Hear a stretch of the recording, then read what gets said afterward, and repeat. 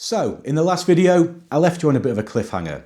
I'd taken 6 weeks off, 4 of them unpaid, and I went to Thailand. I didn't tell you that bit, did I?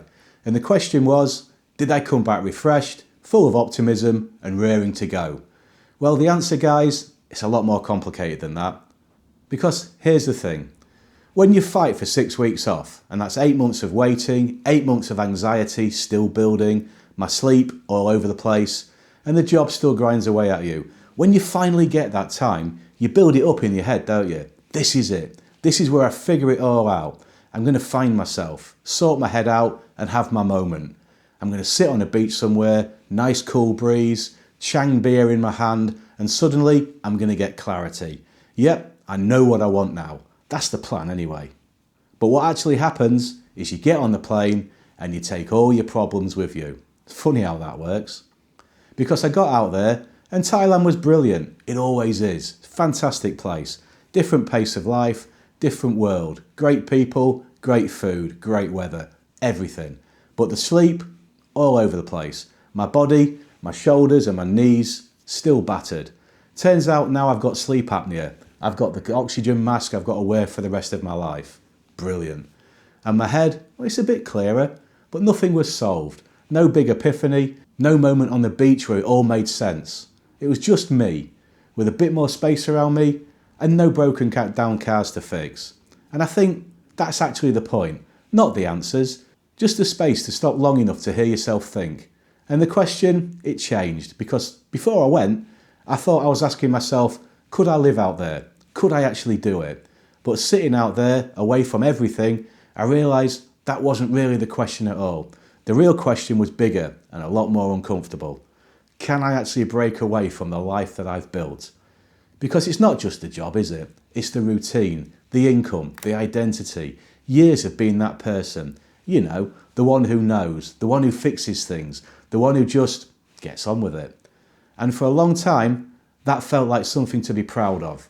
But somewhere along the way, it stops being an identity and it starts being a cage. Because once that's who you are, you feel like you've got to keep being that person. Even when it's draining you, even when you stopped enjoying it years ago.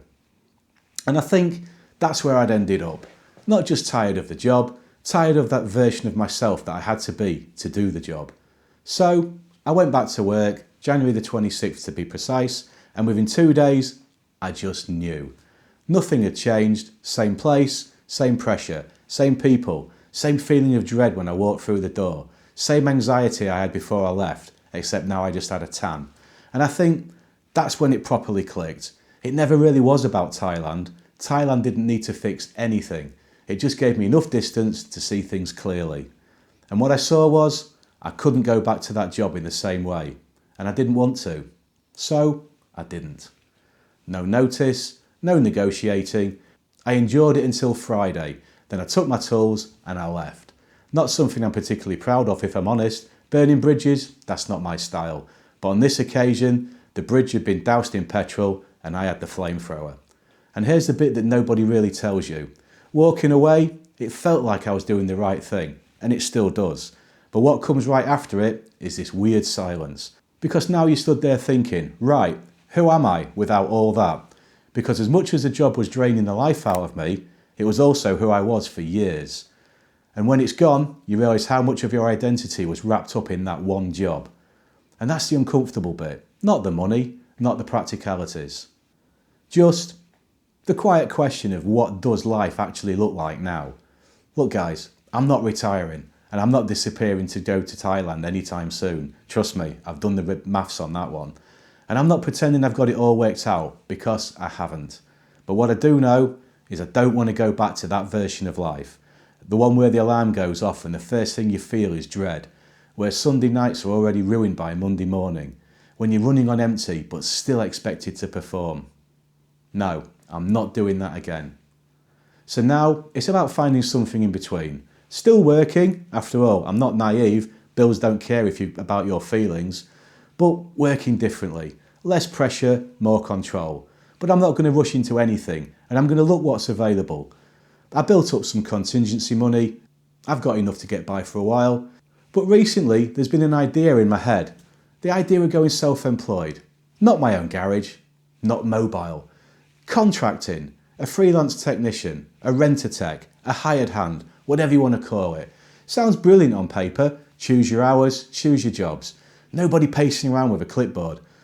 But it comes with its own risks, let's be honest. Not a guaranteed wage, no sick pay, take a day off, no pay, no employer pension.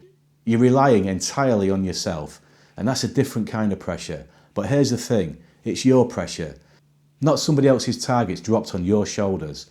And I think that's what I'm really chasing now. Not more money, not a better title that nobody gives a shit about, just a bit more control over my time. Because that's the thing Thailand made clear to me. Time is the one thing that we can't replace, and we don't know how much we've got. And once it's gone, it's gone.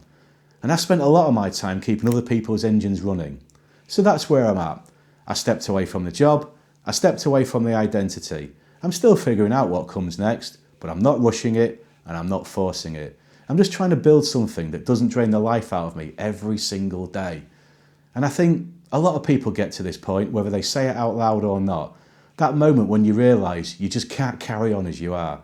And you've got two choices. You stay comfortable or you take a risk on something better. I've made my call. Thailand didn't give me the answers. It just made it impossible to keep ignoring the question. So, what is the question? And more importantly, what am I actually going to do about it? See you in the next one.